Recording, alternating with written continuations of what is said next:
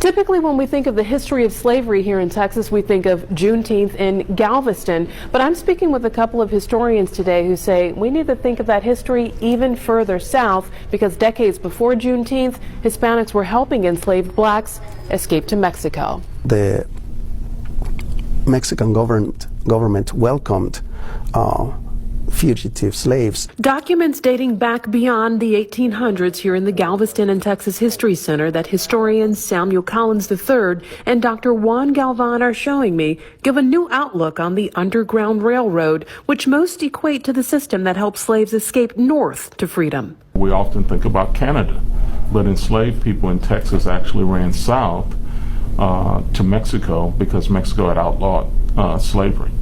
Although not everyone describes the help Hispanics gave as work on the railroad. Because when you say Underground Railroad, that implies a network as sophisticated as the one to Canada. But Dr. Galvan says research shows Hispanic abolitionists were well organized, as many came together to help thousands of enslaved blacks in Texas make it to freedom in Mexico. There were many marriages between Mexican men and African American enslaved women. Part of the story is that people were not just waiting to be rescued. Collins says some slaves saved for years to pay to be taken to Mexico. When Texas was still Mexican territory, it was illegal to have slaves here, so slave owners began drafting contracts like this. The papers would claim the people listed, including some as young as 3 years old, agreed to work for them for life. For the term of 99 years to learn the art and mystery of farming and planting. So friends to the south stepped in.